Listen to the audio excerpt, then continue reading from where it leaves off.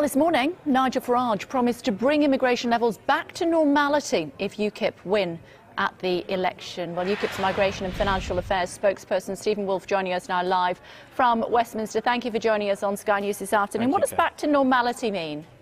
Well, when my grandmother came over from Ireland in the 40s and the 50s, we were looking at immigration numbers of around 25 to 30,000 a year. Compare that to the numbers you've just mentioned, where we're having total immigration of over 600,000, that's the city of Aberdeen and Liverpool added together, and net migration of 300,000. I think the people of this country recognise that those are staggering numbers, that this Conservative government have failed, and all they're asking is for people to actually have politicians who can put in place a programme that reduces the numbers over time. OK, so 25 to 30,000 is what UKIP is hoping to aim for? No, those are kind of average numbers that we saw then. We do have to recognise that we're in a slightly different world and that our immigration numbers are different to the way they were then. Take, for example, out of the 600,000, we had nearly 196,000 students. Now, it's my policy that we would remove that from the immigration numbers because they are a benefit to our country.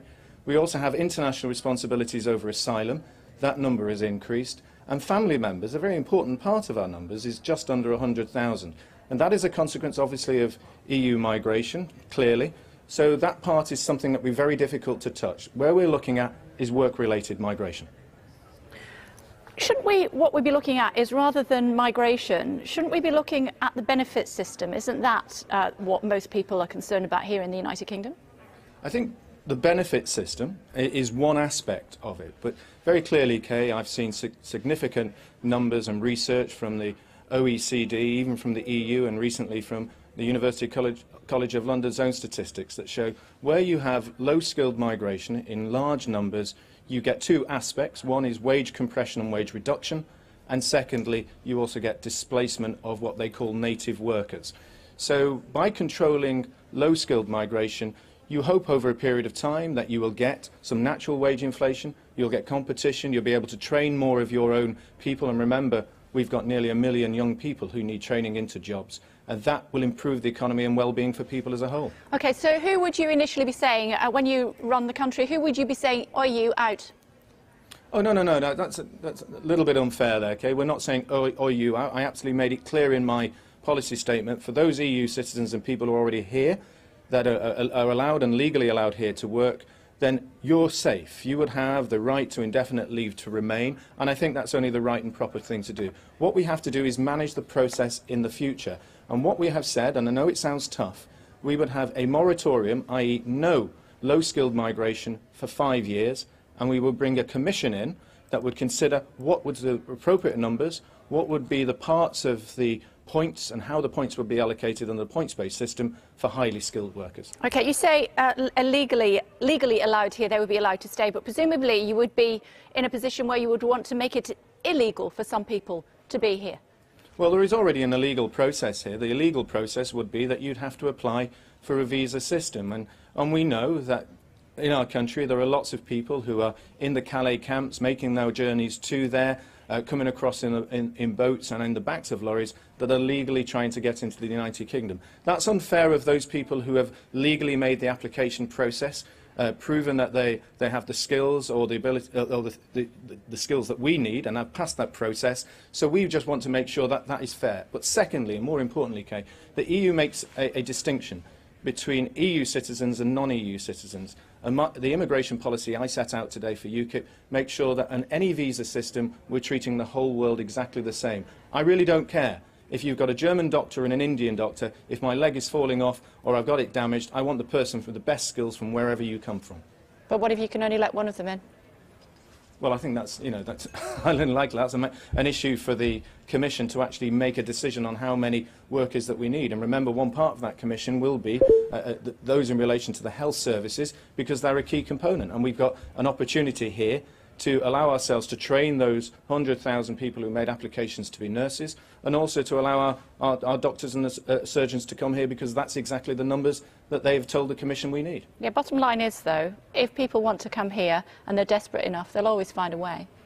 Well, that comes through the asylum process. Okay, if they're illegal immigrants or they're a genuine asylum, and we've seen an increase in that. And again, I made sure that in the statement today we will comply with our United Nations conventions and we will have our international responsibilities. I think that's a responsible country dealing with that, but that's a smaller portion of our immigration numbers. And clearly, one thing that is unfair, and I think everyone will agree, is that most of those asylum people are being left there for a long time with their cases not dealt with. We will put the resources in to speed them up so that once they are allowed to stay here, don't forget they then can become a part of the contribution to our society, which is what they want to do.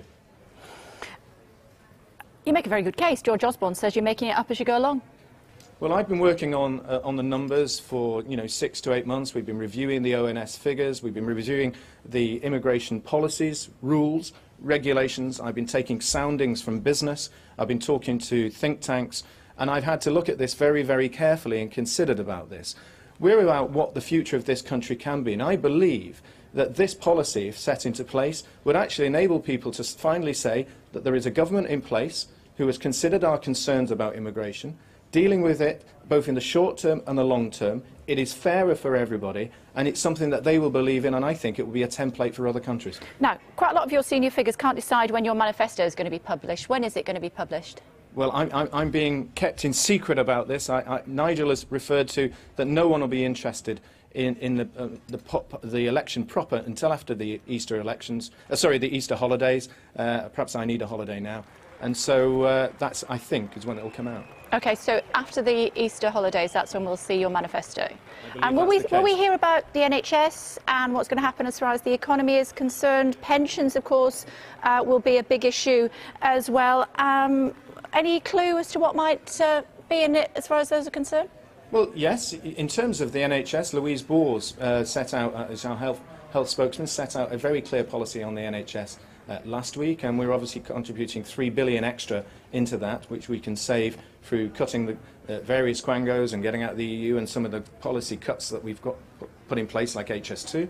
And you'll see from Patrick O'Flynn, our spokesman on the economy, we'll talk about how we want to raise the threshold before anyone has to pay any tax at all for those on minimum wage, and how to deal with those workers in the middle of being caught by higher rates of taxation. So there is quite enough for you there, but I'll leave that to yourself to deal with Patrick and Louise. I want to have a look at all of those figures, and then we can question you on it in a bit more detail. But final thought, quite a lot of the girls here in the office, so I think we've got 4 or 5 of them who are expecting babies at the moment, and they wanted to know what you would do about maternity pay. Well, I think we've made it absolutely clear that maternity pay will stay as it is. I mean, I often find this surprising that people have suggested that we want to remove it. I've never seen that. So they're safe. My wife has just had a baby. Well, it's 2 years ago. It feels like only yesterday. And I think you're pretty safe on there. We respect that. OK. We'll talk to you again soon, I'm very sure. Thanks very much indeed. Thank you. Kate.